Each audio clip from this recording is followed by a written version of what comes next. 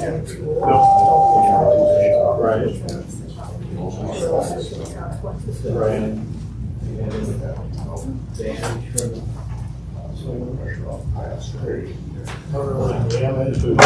get together, three connectors, wheel up on the pole. State law requires this body to announce at this time that a copy of the current Open Meetings Act is available at the back of the room or is accessible to the public. Please. Here. Hiller. Here. Hart. Here. Aaron Johnson. Here. Euchre. Here. Ben Johnson. Here. Rise for a moment of silence, followed by the Pledge of Allegiance.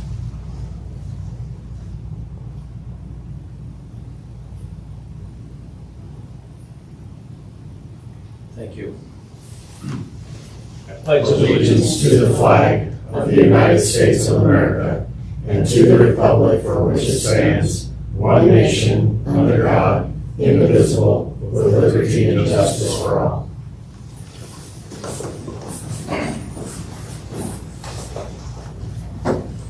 Item agenda, the one consent agenda, approve this agenda and pay the claims as submitted.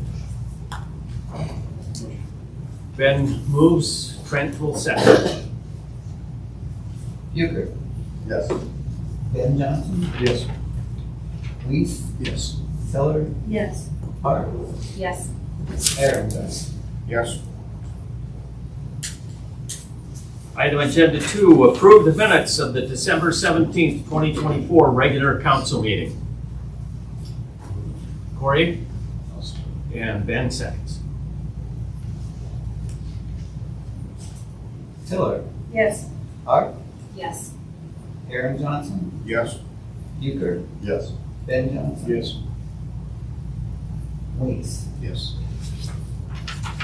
Item agenda 3, public forum. Anybody for public forum? Come on up.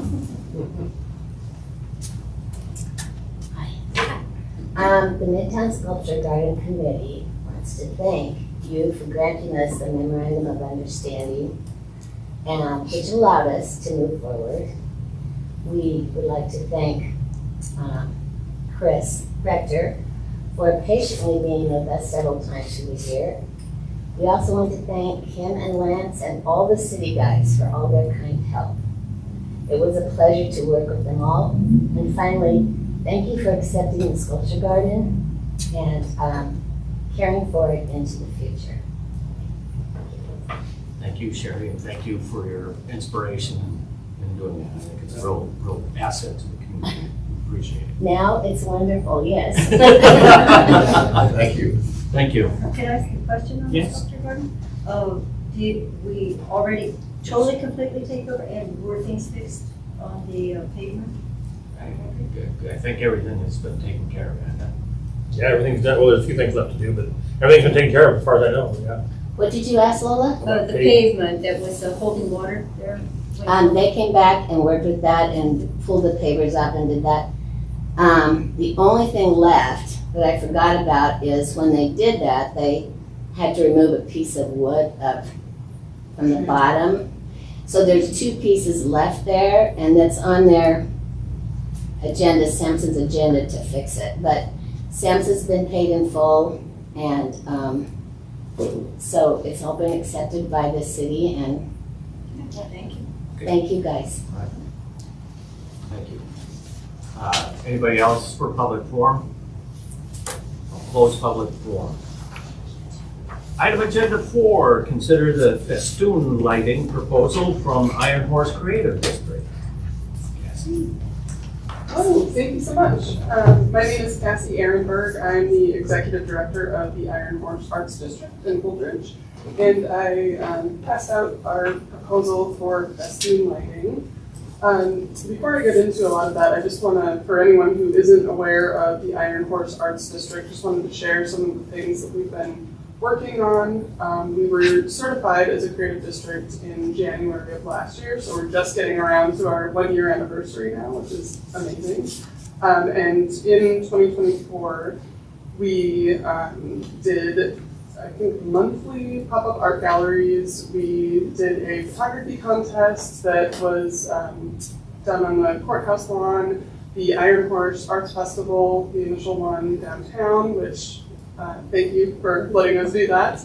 And we just had a lot of things up and running, and festoon lighting is one of the items that has been on our radar that we planned for downtown. And the main reason is it's not just it's not necessarily, you know, safety or it will help that, but it's bringing more vibrancy to the downtown area and making things more vibrant, making them look more alive and artistic will ideally draw in more tourists, get more people downtown, walkability, things like that. So that's one of our goals from the beginning, has been to get festoon lighting installed. So we are asking for festoon lighting to be installed on East and West Avenues between 5th and 3rd. So that, you know, the primary downtown areas will have additional festoon lighting, make it look more alive and vibrant. Our initial goal was for color changing lights, but that is very cost prohibitive at this time, and we wanted to focus on additional goals throughout the year and upcoming years. So we've gone with a single color lighting. We have a proposal for that, and it's much more cost effective, and we can get that done this year, early this year. So they would stay up year round, and they would complement the holiday lights, so it's not going to detract from any of that. Yeah, and then if you want to turn to the second page, what we are asking for is the city's permission to have the lights installed in the areas I mentioned, so between 3rd and 5th Streets on East and West Avenues. There would be, the lighting cabling would go over 634, but there would be no lights turned on, just for, that's a state law, safety regulations. And then we would also ask the city to take over ownership of the lighting after it has been installed and related electrical costs. And if possible, the city being the purchaser of the lighting, which would be paid for by Iron Horse, would eliminate sales tax for us. I'm not sure if that's feasible, but thought I'd throw it on there. And then for installation, we would request assistance from city workers to get that installed, which could be done at their convenience once the lighting is received, and we're anticipating that would be February or March. And then on the 3rd page, there is an artist rendering and a map of the lighting area. I drew the red lines for where the lighting would potentially be, so that is purely an example and not to scale or anything. So, but we have a proposal for the lighting, and it would be just over $30,000 to get this installed, and we have 2/3 of that funding already. And we're working on getting the rest of it through grants and fundraising that we're working on at the moment. So, not sure if you have any questions or concerns. Yeah, question. So you're requesting the help of the city electrical division to hang the lights? Yes, and we have talked to Chris Rector and Brian about that. So we have. So hang the lights or the lights and cable? Are you gonna hang a cable too? I think all of it, yeah. So you're gonna buy the lights and you want the city to put them up? Yes. Okay. Yep. 30,000 covers the cost of the cabling and all the lights. I believe. so. Yeah, I believe so. From the quote, Yes. it's all one. With this map here, so is the lighting gonna go across the street like that, or it's going to be going straight, like the red lights? It's gonna be sort of a Little zigzag across. little zigzag across. Go east to west. Yeah. West. They go across 4 or 5 times each per block. Yeah. Like I can see it. Like I said, my red lines are That's not how all mine, accurate. Kind of be zigzag, Yep. back and forth. Yeah, yeah. There's a And lot. they're simple. It'd be putting the support cable up, attach it to 2 poles, and then IES ordered it long enough tails that we just take it down and plug it into the outlets that's there, that we hang the Christmas ornaments on. So they could stay in during the winter too, and the ornaments would still have the plug holes. So it's Then they would come on with the streetlights. yeah, when the street lights come on, these would come on. So we put the sport cable up, then the lights, and we put the sockets together, and then you zip tie it all along there with stainless steel zip ties. I'm assuming that we did some structural. Yep, IES looked into that for the poles, yes. They did, for Val, they contacted Valmont. For all the side loading and everything. Yep. That wasn't a concern. So in other words, just don't sit up there and just crank it on. Didn't pay attention. Darn it. But, you know, when they start bending, you might Yeah. want to back off a bit. Okay. We're not gonna do a zip line down on Sweet Street. Well, that hadn't been brought up. You would think so. Is there a height? Requirement, yeah. Going over the highway, there is, I want to say it was 35, I don't remember what the height is, I honestly don't remember what it was, but. yeah. We're gonna be in We're gonna compliance be with able that, to, though. yep. That's what I wanted to We've already make sure. contacted the state about that. So. Okay. Brian, do you know if they would be easily moved, say somebody has to get a lift in and work on the top of the building, you're in the way?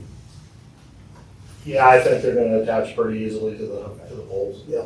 I think if we absolutely had to, or something moved down the Right. street, Yeah. I think we could get them down fairly quick. Can you tell me approximately what the height of the lights are gonna be when they zigzag across, like, East and West Avenue, not across 6 and 34, we know the cable's gonna be high. I'm thinking, Trent, those poles might be like 27 footers. And it's the design that I saw, we're attaching to the top. They're not going on the pedestrian hook shepherd poles, they're gonna Okay. go up top. So they're gonna be, most places where I install everything in town with secondaries or primary, whatever, is 18 foot, and we'll be well over that, I'm pretty sure. Even with the sign. Yeah, and they're gonna be fairly tight. I think this is a smaller cable, so it's gonna be fairly fiddle string. I mean, from the ground, they're gonna look tight, but if you go up and put your, they'll probably be a foot of slack. Yeah, strip loop. Yeah. Is there any safety caution that needs to be taken for, any youngsters who want to fly a kite down there or something? Anything that would attach, drag, something? If you hit them with a ladder, you're not gonna get it. No. Nothing? No. Yeah, okay. It'd be just like Says Christmas portable lights. sockets Yeah. with lights in it, yeah. Yeah, it's just like Is that what Christmas you're light. asking? Yeah, yeah. Yeah, no. For like snow removal and stuff though, we, more Everything than should be way, more than It's higher than any trucks that we have.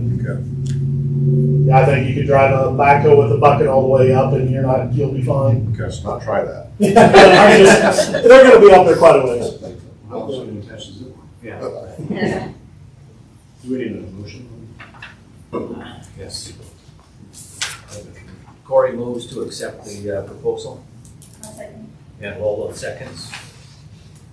Tiller, Yes. Art? Yes. Aaron Johnson, Yes. Euchre, Yes. Ben Johnson, Yes. and Lee. Yes. Thank you very much. Thank you, Ken. Appreciate it. That's fun. Item agenda 5, consider the first reading of ordinance 2483, modifying the city of Holdridge traffic map and adding a stop sign at the southwest corner of 12th Avenue and Logan Street. First reading, ordinance 2483. An ordinance to amend chapter 5, article 10, section 5-1001 of the Holdridge Municipal Code relating to the city of Holdridge traffic control map. To repeal all other ordinances and parts of ordinances in conflict herewith, to provide for the severability of all parts hereof, and to designate the time described when this ordinance shall be in effect. Be it ordained by the mayor and council of the city of Holdridge, Nebraska.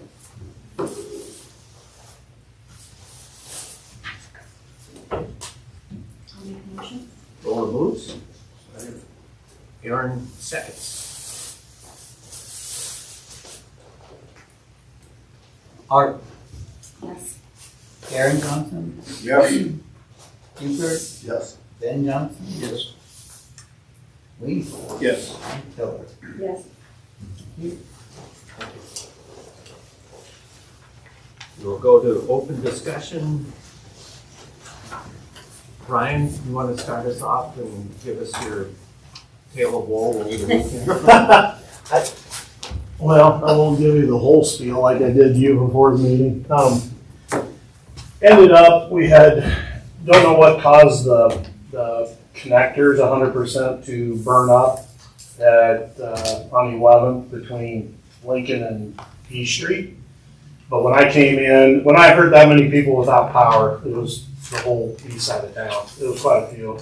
So I came in and the guys were already working and almost had that done. They changed out 6 dead end insulators and 3 connectors. And they couldn't see them at first, but when they closed in the breaker, fire flew off the top of the pole, which kind of was a blessing in disguise, so then they knew where to go. So when they got that fixed, I took Keith to the substation, we tried it again, and instant lockdown. They closed in and opened, so people probably saw their lights flicker on for a second and got super excited. But so we ended up driving everything out again. Well, it ended up that down by the underpass, it looked like some wires were possibly getting together. So we pulled over there, shut the truck off, got quiet, rolled the window down, and you could just hear them tick, tick, like every half second.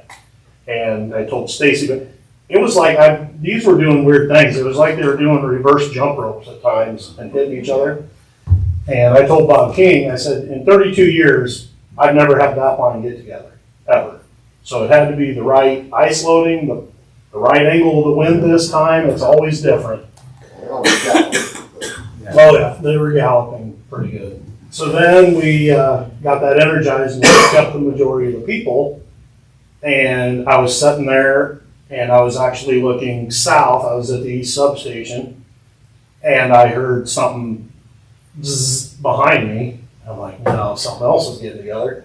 So I turned around, looked forever. Well, Jim Isaacson said, he texted me, he goes, as soon as you turn my power on, everything was great for about 20 seconds, and then it went out. But there were some lights on out by Brewster, because we had to do some backfeeding when we sectionalized the lines that got together. So it ended up being that we had a blown fuse. I heard the fuse blow. It didn't pop. It usually sounds like a shotgun. Well, it was just overloaded. It wasn't a fault. So we got that fixed, and we found out the treatment plant was still single phasing, that it didn't have power because the generator wasn't going off. So we were scratching our heads, figuring things out. We were taking amp checks on fuses, and we had backfeed situation. Ended up being the riser out of the treatment plant was also blown, 100 amp fuse. So we finally got that fused, and then everything was good. So we're kind of chasing our tails for a while. I mean, I know people are blowing up Facebook and stuff, but we're out there doing what we can, trying to get it as soon as we can. It bothers me more than anybody in this town when the power's out. So. Appreciate your efforts. Thank you. Yeah. And then last night, the west side of town blinked 4 times, of course. We had a capacitor explode out by the bowling alley. So the guys got out there, the fuse was blown. They thought, well, let's refuse it. I called them out because I had people calling me. Threw the fuse in, it blew up right in front of them again, so they isolated the bank and we left it off, and we need to get that changed out, especially before summer, before our power factor goes bad. So that's the scoop lately. I have a question really quick. When something like that happens and there's that blackout, should people just like make sure only one light on their house comes on when it comes on? Is there an overload that happens when nothing like that? Those breakers are made to take that cold load pickup. They go into a higher time current curve setting to accept all that for a short, like usually a minute, and then it'll start to dissipate. So they're made to do that. But I would just, anybody in town, if your lights are flickering and stuff, once in a while, like it could be NPPD, it could be us, I would recommend your sensitive stuff, shut it off. Because that is hard on things. We get it, I understand. I mean, when they're banging on and off, it's not good. Your computer or TV, you got an 80-inch TV, shut it off until the storm's over or something. But no, they can leave everything on, we can pick it up. But I think too much came on out there and the fuses didn't like it, but the breaker didn't care. We could turn 1,000 people on like that. So how many of the guys that went out to the substation were on duty that? 2 were on duty, 1 extra came in, and then I came in. So there's 4 of us working. Oh, yeah. Yep. I thought of them after being up on that roof. Yeah, I sent Chris a couple videos of the lines Oh, wow. bouncing, and so. That's fun stuff. It just makes you nervous when things start busting and, There. yeah, no kidding, so. Great. Thank you. You bet, you bet. We appreciate it. Corey, do you have anything to contribute to that? No, I want to thank them for working so hard to restore power because I chose the worst day possible to move. which was And my welcome to Holdridge was, first of all, I got here doing 45 on an ice rink in a 20-foot U-Haul truck. But then I got here and obviously I didn't have power living on the east side of town. So, but I was only without power for an hour or two and made me move a lot faster to get that truck unloaded and unpack my boxes. So thank you very much for your efforts. I'm happy to be here. I want to make sure that everybody has my cell phone, so I gave Chris my cell phone number to everybody. So I'll send that to y'all. anything that comes up from here, feel free to call me. I'm here to help. And right now I'm trying to, find where my desk is. But within a couple days, I hope to have all that figured out. And anything you guys can do to push me along in the right direction. I'm just trying to find where my turns are and everything in town. But we are so excited to be here. Hopefully my wife will be here soon after we get our house sold and she can start her new jobs. So thank you very much. Okay, thank you. Thanks for being here. Chief. I'd like to welcome you, Corey. Glad to have you here. Appreciate it. January 21st is Coffee with the Cop. If anyone's interested, it's at First State Bank.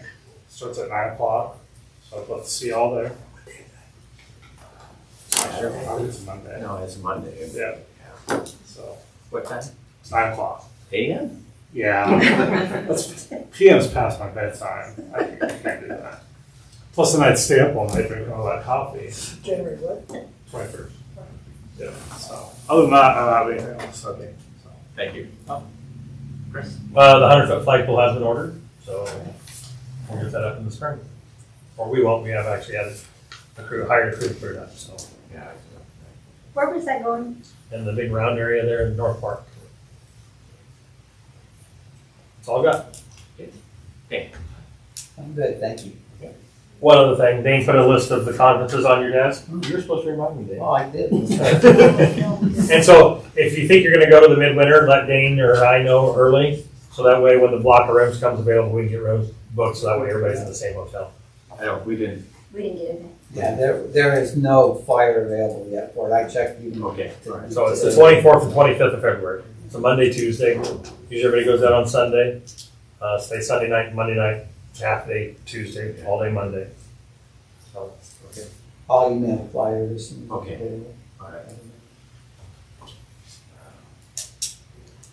Great. No. All right. Aaron? Brian just had a citizen in Ward 4, had a water leak there on December 30th, but reached out to me, was extremely complimentary. You guys were out there within 30 minutes and within 24 hours later had it fixed and repaired. So you want to make sure to give you guys a shout out and how well he was pleased and impressed with the job you guys did there. So thanks. I'll let them know. Thank you. Thanks again to the electrical crew for bailing the east side of town out and keeping us all lit and heated. Appreciate that. Also, great job, city crew getting rid of all that snow in short order. That was well done. We had a lot of new people, so it was a good training snow. Yeah. It was easy to push, Yeah. so Well, it was they did a good job. pretty dang icy too. It was. Oh, yeah. So, yeah, good job. There was a lot of training going on that day, so the weekend, it worked really well, actually. Very good. Corey, welcome. Thank you, Ben. Look forward to working with you. My family and I got to get out and enjoy the courthouse over the holidays, and I just want to say nice job to Justin Norris and his crew at the courthouse, or whoever was involved with that. And to Lori down at the chamber, it was a great showing, and hopefully everybody got out and appreciated it. It was quite a good show. We had ice this time. Kids love that. Yeah, well, we had sickness, so cold. we weren't able to get out and enjoy it when we were supposed to, but we were able to enjoy it later, so it was really quite impressive. Can't wait to see what they do next year. Nothing new, I guess can't say thank you enough to the crews in the department, the street department. Corey, welcome again. Saying thanks to the city workers, those, all of them. Thank you so much. Stacy? Ditto. Thank you to the city and welcome to Corey. Thank you. So, we've got 3 applicants for the Ward 1 vacancy. And if you haven't got a chance, those are on my desk or on the mayor's desk. You're welcome to come in. I'm open to any feedback from any and all of you. I've already heard from a couple of you, and I appreciate that. I really do. Brian, thanks again for your efforts. Corey, welcome. And I think that's it.